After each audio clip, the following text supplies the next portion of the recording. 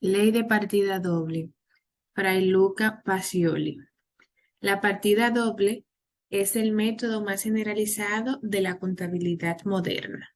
Consiste en realizar una doble anotación, una en una cuenta donde entra el importe, el debe, y otra en la que sale el haber. Este principio fue introducido por su creador, el matemático italiano Fray Luca Pacioli, a finales del siglo XV. Hola, hola, yo soy Margarita Santana, somos Conocimiento Financiero. Te invito a que te suscribas a mi canal y de esta manera me ayuda a seguir haciendo más contenido.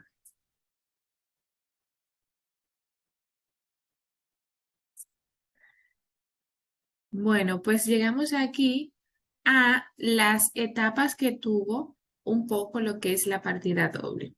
La ley de partida doble, como ya dijimos, que fue introducida por Fray Luca Pacioli.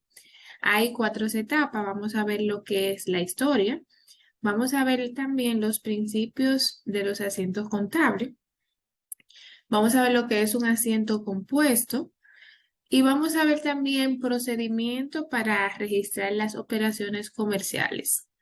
Dentro de esto también tendremos unos cuantos ejemplos. Empezamos entonces por la historia. Como ya habíamos introducido, la contabilidad es, es es una ciencia muy antigua. Entre los años 3300 a 3200 antes de Cristo se originaron los primeros vestigios de organización bancaria situada en el Templo Rojo de Babilonia, donde se recibían depósitos y ofrendas que se prestaban con intereses. Hacia el año 3693 a.C., en el antiguo Egipto, los faraones tenían escribas que por órdenes superiores anotaban las entradas y los gastos del soberano, debidamente ordenados. Por el año 1750 a.C., Hammurabi, que reinaba en Babilonia, realizaba la célebre codificación que lleva su nombre y en ella se menciona la práctica contable.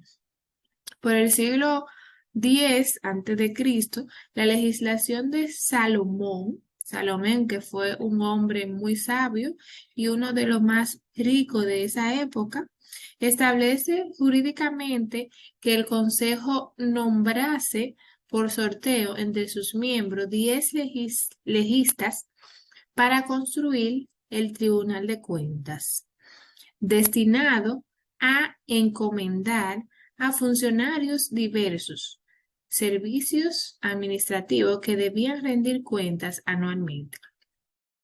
Ya aquí vemos que la contabilidad es muy antigua, ha tenido varias evoluciones.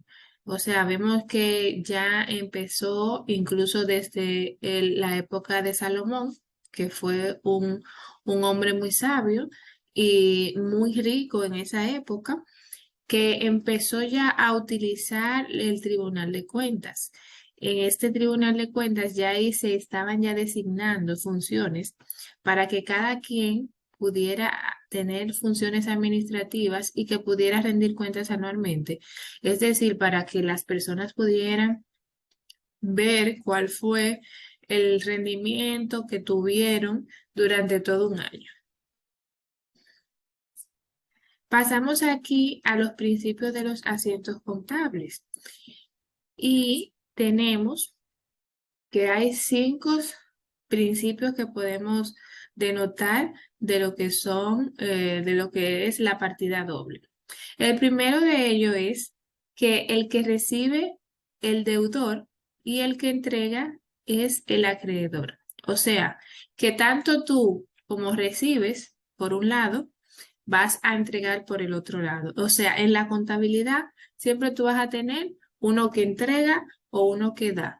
O sea, puede ser tanto, o sea, tú vas a decir, yo Un ejemplo, decir, yo voy a comprar una blusa y esa blusa, yo voy a recibir esa blusa, pero yo voy a tener que dar dinero.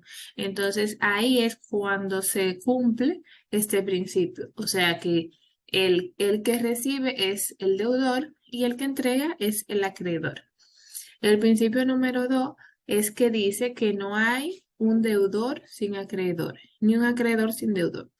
Es decir, que no puede haber una transacción o no hay una negociación si no hay dos partes en este caso. El tercer principio es que la suma de los valores que entran deben ser iguales a los que salen. Es la misma parte de ahorita, o sea, todo, yo tengo que tener de un lado 5.000, por decirlo así, y del otro lado tengo que tener 5.000, pero es en base a diferentes cuentas. O sea, en la contabilidad yo voy a tener dos lados y de los dos lados voy a tener el mismo monto. Ya puede ser que me va a afectar a un activo o un pasivo, pero tiene que ser dos partes que va a tener el mismo monto. Seguimos con el cuarto, que el deudor que debe existe porque hay un acreedor que entrega. O sea que ya vimos, no se puede hacer negociación si no hay dos partes. Y las pérdidas se debitan y las ganancias se acreditan. O sea que cuando nosotros tenemos pérdida a nivel de capital, como la cuenta de capital es una cuenta acreedora del lado crédito, significa que nosotros vamos a debitar esa cuenta. O sea que va a tener un débito, lo que va a bajar el capital en ese momento. Y como el capital está del lado crédito, se van a incrementar cuando nosotros tengamos ganancias. Seguimos con el asiento compuesto. Aquí vemos que el asiento compuesto no es más cuando se presenta un registro que afecta más de dos cuentas. Puede ser una deuda, deudora, o dos cuentas acreedoras, o viceversa. Puede que tengamos dos cuentas deudoras y una cuenta acreedora. Aquí vemos un ejemplo de venta de mercancía de $300, se recibieron 200 y de contado, o sea, fue al contado que se recibieron 200 y la diferencia quedó a crédito. Entonces vamos a ver.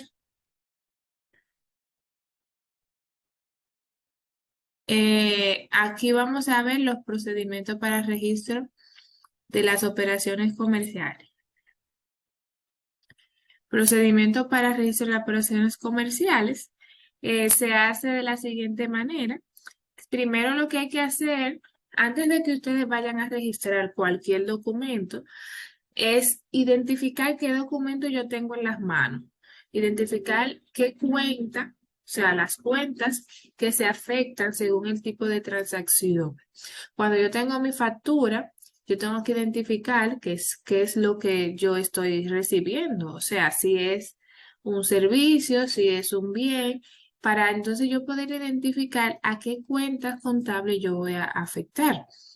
Un ejemplo sería si yo estoy haciendo una venta de productos y servicios, yo tengo que saber que es una venta de productos y servicios. Entonces, de esa manera, en el momento de yo registrarla, ya yo tengo claridad para saber a qué cuentas contables voy a hacer la transacción.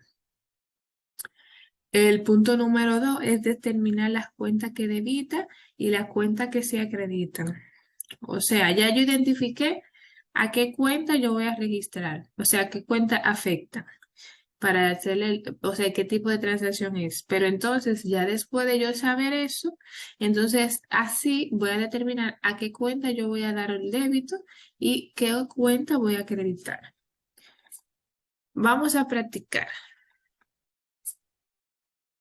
Un ejemplo.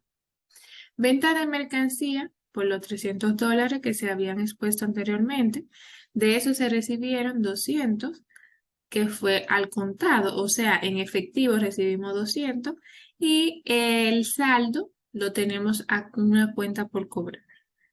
En este caso yo le hice aquí un ejemplo. Aquí vemos que fue en efectivo caja y banco.